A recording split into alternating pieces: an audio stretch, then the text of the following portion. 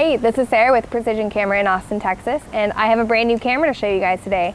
This is the Canon EOS RP. Now, this was announced last week. It is the smallest and lightest full-frame camera on the market. Not only that, it's also one of the most affordable. We're gonna go test this out at one of my favorite places in the whole world, East Austin Succulents.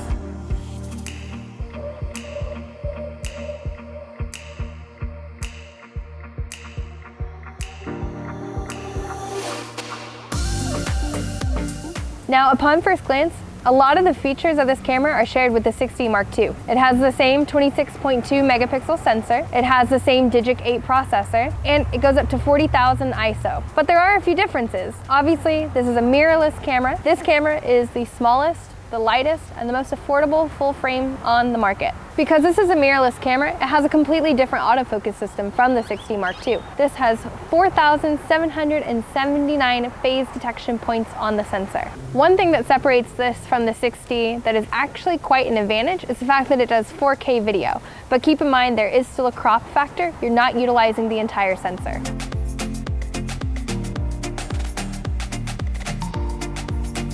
Now, similar to the EOS R, this does not have in-body stabilization, as in it does not have 3 or 5 axis mechanical stabilization.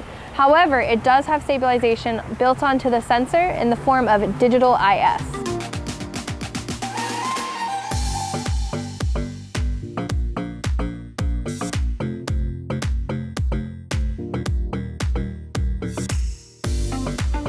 Another thing that's a bit different from this than the EOS R, and now I know this might seem like a small thing, but everybody loves how the EOS R's shutter falls down when you're not using it. This unfortunately does not do that. The sensor stays exposed even when the camera is off and you're changing lenses. Now, this camera usually comes with a 24-105, but I'm shooting with the 35 f2.8 macro. Being out at a succulent shop, I think this lens is perfect for this day. Plus, the size fits this camera so well. It's so nice and compact.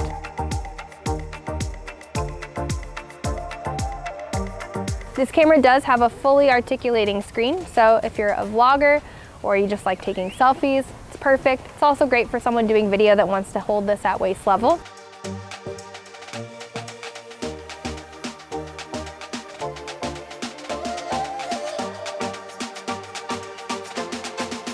It has a microphone input, it has a headphone input. It also has USB-C and mini HDMI. As with pretty much every Canon camera I've ever used, I think the menu is absolutely wonderful.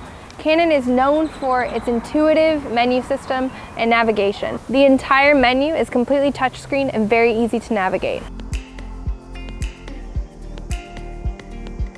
Now, this camera is aimed a bit more at beginners and those transitioning into their first full frame camera. It has what's called a mode guide, which basically shows you what each one of these mean and what they do versus you already having to know. So if you're moving up from, say, a Rebel into this, which would totally make sense because the price point of this is pretty awesome. If you don't know how to use TV, AV, M, etc., this will kind of show you how and let you know when are the best scenarios to use those modes. Now, keep in mind, if you totally know what you're doing, you can turn that mode off and use that without it reminding you what each thing means. Overall, I think Canon did a really good job with introducing this camera at the right time. I think it's going to bridge the gap for a lot of people that really want to get into full frame but just haven't been able to swing it yet. There are a few things that I wish were a little bit different. Namely, the battery is a small capacity battery. It's the LPE17, which is what we find in a bunch of Rebels. The good thing about this is that if you're transitioning from a current Rebel into this camera, you probably already have batteries that are going to work, so you can have extra in your bag. That being said, the LPE6 definitely going to last a lot longer, and I think that might be worth it just for the sake of having longer battery life. I understand why they cut it out as well. It keeps the size down, it keeps the weight down, and honestly, the grip in my hands, which are pretty small, feels really good. I can notice a pretty big difference between the EOS R, which for me feels a little bit big. I do appreciate it, but I think I would take longer battery life over a smaller grip. This does have dual pixel CMOS, which Canon is known for. However, you can't use it in video. So if you're looking for a really strong autofocus video tool, this camera might not be exactly what you're looking for, but the EOS R has it. It has the same ergonomics, it's a little bit bigger, and I think that really satisfies the serious videographer looking to get into a Canon full-frame mirrorless system. The one other thing is really not a critique of this camera. I do wish there were more lenses available for this system. This camera is aggressively going after an affordable market, but really the lenses don't match the price point of the camera. It would be great to see this paired with an affordable variable aperture zoom lens, maybe some more affordable primes.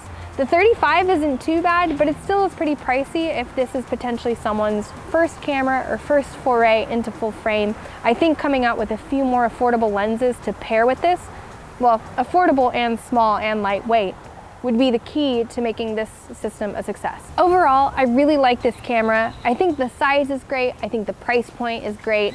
I think a lot of people are really gonna love it. And I'm super excited to see how this entire R ecosystem continues to grow. I think Canon's onto something really special, and there's a lot that can happen.